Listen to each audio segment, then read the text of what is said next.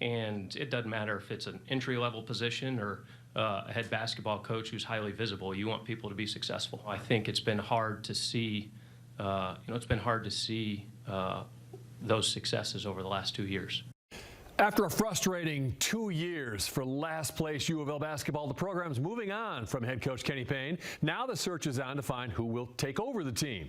Welcome to Wave News at 11. I'm John Bull. U of L's athletic director Josh Hurd is looking for somebody to bring the Cards back to the national stage. It'll have to be a complete reversal from the 12-52 record U of L had under Coach Payne. Tonight, we have team coverage detailing the state of U of L basketball. We're looking at who the next head coach candidates are, what former players want to see change, plus what must happen to attract the fans back to the Yum Center.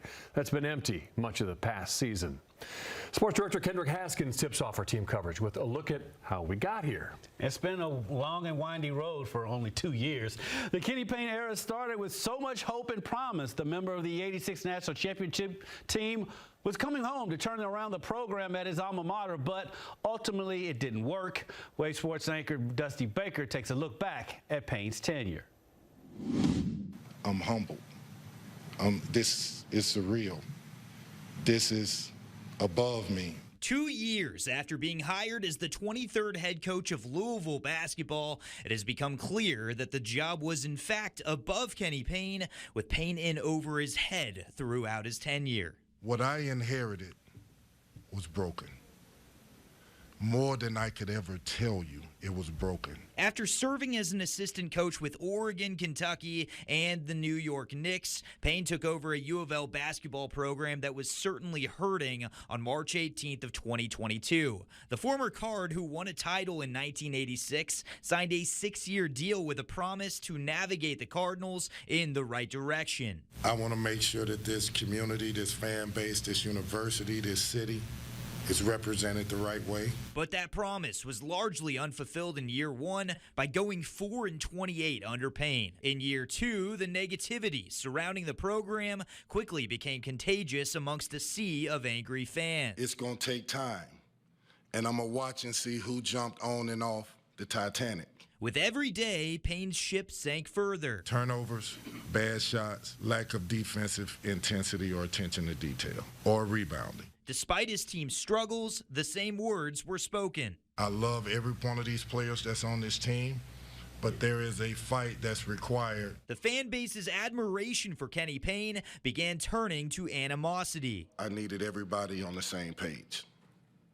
We sort of forgot that. And as time went on, the timeline for a winning program became less and less prevalent. I said 3 or 4 years, and I'm good with it. The ship had all but sunk until his final day as head coach. And it's unfortunate that we're talking about this right now. And just after noon Wednesday, Payne was dismissed from his role as a captain of a ship lost at sea. I informed head men's basketball coach Kenny Payne that he will not return as our head coach for the 24-25 season. Even in his departure, Payne put a hole in the wallets of administration with an $8 million buyout, a buyout that would have been reduced by $2 million if executed on April 1st. You know, these are 7- and 8-figure calculations when it comes to the success of this program. This certainly wasn't the goal with Kenny Payne. Of course, when you walk into the KFC Yum Center, right here it says Kenny Payne has come home. Instead, 2 years later, he's on his way out. You look at the history of the coaches over the years, and somehow, some way, next year this is going to have to be revised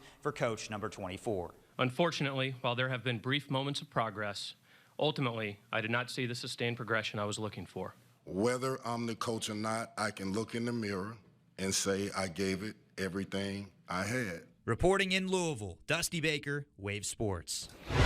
Of course, the next question is, who is Josh Hurd going to hire to replace Payne? Well, that's where things get a little tricky. First, most of the candidates that could possibly be interested in the job are likely still coaching in the postseason. Also, the money aspect. The Cards are paying Kenny Payne $8 million to leave, so you would have to believe finances will come to play when making decisions. But Hurd says he's confident money won't be an issue.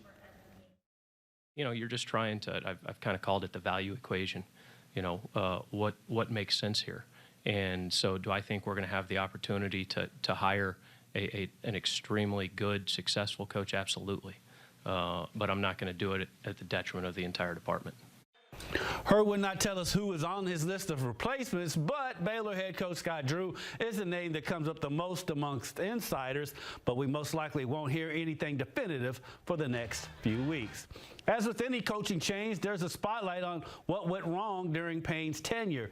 But one former U of L player wants to look to the future and through a positive lens. Wave News reporter David Ochoa talked to former guard Luke Whitehead about the future of the program. Yeah, Whitehead says that a storied program like U of L's can bounce back, but there's work that needs to be done, and it needs to be done quickly. The writing was on the wall after Kenny Payne went 12-52 in 2 years as U of L's men's basketball coach. But it doesn't make his firing any easier for many who know him, like former U of L player Luke Whitehead. There's so much love, not just from myself and all of his basketball brothers, but from this community. So I'd like to say, if Coach KP is watching, we love you. We know you tried your hardest, and it's always going to be love from real Cardinal fans. Even though things have been tough for the Cards recently, Whitehead believes the program can be turned around. We have the right market for it. We have the right arena. We have the history. We have the money. We have all kinds of resources, so I don't want to push a narrative that our program is unfixable. But in order for that to happen, things need to move quickly. There's a sense of urgency to get someone in the driver's seat sooner than later to make sure that we can get things going with recruiting ASAP. And now that the search is on for a new coach, Whitehead is hoping for someone with a proven track record. My hope would be that we could bring in someone who has won a championship as a head coach before.